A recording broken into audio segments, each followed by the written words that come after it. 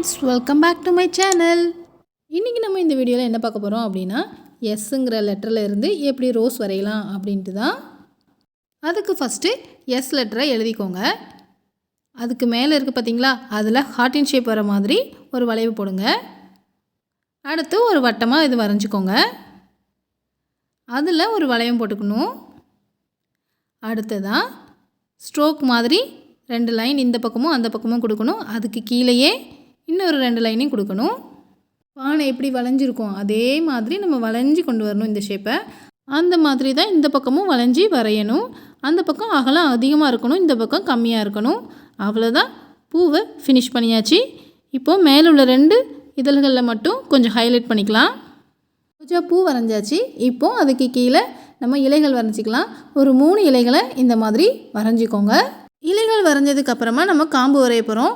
ரோஜாப்பூ காம்பில் முள் இருக்கும்ல, அந்த எஃபெக்ட்டுக்காக தான் வரையும் போதே லைட்டாக மேலே இழுத்து முக்கோணம் வர மாதிரி இப்படி இழுத்து இழுத்து காம்புகள் வரையணும். வாவ், ரோஜாப்பூ வரைஞ்சாச்சு. இப்போது கலர் எப்படி கொடுக்கலாம் அப்படிங்கிறத பார்க்கலாம். ரெட் கலர் ஸ்கெட்சு தான் எடுத்துருக்கிறேன். எப்போவுமே கலர் கொடுக்க ஸ்டார்ட் பண்ணும்போது அதோட அவுட்டர் லேயர் இருக்குல்ல, அதாவது அவுட்லைன் போட்டிருப்போம்ல, அதுலேருந்து தான் அப்படியே கலர் கொடுத்துட்டே தான் இன்னர் பாட்டுக்கு வரணும். நீங்கள் அப்படி கலரை ஃபில் பண்ணிட்டு வந்தீங்கன்னா நமக்கு இந்த கோடு கூட விழும் பார்த்தீங்களா, அந்த மாதிரிலாம் வராமல் ஈவனாக எல்லா பக்கமும் கலர் கொடுத்த மாதிரி அழகாக இருக்கும். ரோஜா பூவோட எல்லா இதழ்கள்லையுமே நீங்கள் ரெட் ஸ்கெட்சால் ஃபில் பண்ணலாம். ஆனால் அப்படி ஃபில் பண்ணாமல் ஒவ்வொரு இதழ்கள்லேயும் கொஞ்சம் ஹைலைட் மட்டும் காட்டுற மாதிரி, அதாவது ரோஜா பூவோட இதழ்களில் சில இடங்களில் மட்டும் ஹைலைட்டாக தெரிகிற மாதிரி ரெட் கலர் ஸ்கெட்சை கொடுக்கணும். ஃப்ரெண்ட்ஸ், நீங்கள் இன்னும் நம்ம சேனலை சப்ஸ்கிரைப் பண்ணாமல் இருந்தீங்கன்னா ப்ளீஸ் சப்ஸ்கிரைப் பண்ணிக்கோங்க. பக்கத்தில் இருக்க பெல் ஐக்கானையும் கிளிக் பண்ணிக்கோங்க. அப்படின்னா தான் நான் வீடியோஸ் போட்டதும் உங்களுக்கு நோட்டிஃபிகேஷனில் காட்டும். நீங்களும் உடனே அந்த வீடியோவை பார்க்கலாம். ரெட் கலர் ஸ்கெட்சால் ஹைலைட் பண்ணதுக்கப்புறமா ரெட் கலர் பென்சில், அப்படி இல்லைன்னா ரெட் கலரில் க்ரேயான்ஸ் கூட நீங்கள் எடுத்துக்கலாம். க்ரேயான்ஸாலையும் நல்லா டார்க்காக இந்த மாதிரி ஷேட் பண்ணுங்கள். நம்ம இப்போது ரெட் கலர் ரோஸ் வரைகிறதுனால அந்த ஒயிட் கலரில் இருக்குது பார்த்தீங்களா இன்னர் பார்ட்ஸில், அது எதுவுமே தெரியாத மாதிரி நல்லா டார்க்காக ஷேட் பண்ணி விட்டுருங்க. இப்போ நமக்கு ரெட் கலரில் ஒரு அழகான ரோஸ் கிடச்சிருச்சு. அடுத்ததாக இலைகளை நம்ம ஹைலைட் பண்ணணும். இலைகளுக்கு கலர் கொடுக்கலாம். ஃபஸ்ட்டு அவுட்லைனில் டார்க் க்ரீன் ஸ்கெட்சை கொடுக்கணும். இலைகளுக்கு எல்லா உரங்களையும் நம்ம கொடுத்துடலாம்.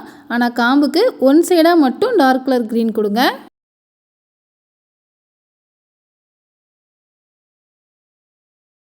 அடுத்ததாக லைட் க்ரீன் ஸ்கெட்ச் எடுத்துக்கோங்க. இதையும் நம்ம எப்படி டார்க் க்ரீன் கொடுத்தோமோ அதே மாதிரி ஒரு லேயர் வர மாதிரி லைட்டாக கொடுத்துக்கோங்க. லைட் க்ரீனுக்கு பதிலாக நம்ம ஹைலைட்டர் வச்சுருப்போம்னா க்ரீன் கலர் ஹைலைட்டர், அதை கூட யூஸ் பண்ணலாம், இன்னும் அழகாக இருக்கும். இலைகள் மற்றும் காம்பை நம்ம ஃபுல்லாக க்ரீன் கலரே கொடுத்து ஃபில் பண்ணாமல் இந்த மாதிரி லைட் க்ரீனும் டார்க் க்ரீனும் கலந்து வரைஞ்சோம்னா பார்க்குறதுக்கு இன்னும் அழகாக இருக்கும்.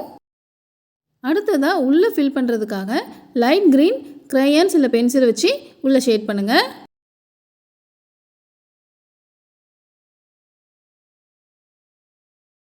அழகான ரோஜா பூவை இனி நீங்களும் ஈஸியாக வரைஞ்சிடலாம்.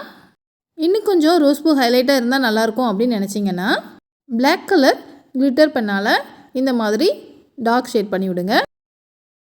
ஓகே ஃப்ரெண்ட்ஸ், இந்த வீடியோ உங்களுக்கு பிடிச்சிருந்ததுன்னா லைக் பண்ணுங்கள், கமெண்ட் பண்ணுங்கள், மறக்காமல் உங்கள் ஃப்ரெண்ட்ஸ்க்கும் இந்த வீடியோவை ஷேர் பண்ணுங்கள். நீங்கள் பண்ணுற சப்ஸ்கிரிப்ஷனோ இல்லை லைக்கோ கமெண்ட்டோ ஷேரோ இது என்னோடய என்கரேஜ்மெண்ட்டாக நான் பார்க்குறேன். நெக்ஸ்ட் வீடியோ பண்ணுறதுக்கு அது எனக்கு ஒரு என்கரேஜ்மெண்ட்டாக இருக்கும். ஓகே ஃப்ரெண்ட்ஸ், இதே மாதிரி வேறொரு வீடியோவில் மீண்டும் சந்திக்கலாம். தேங்க்யூ, பாய்.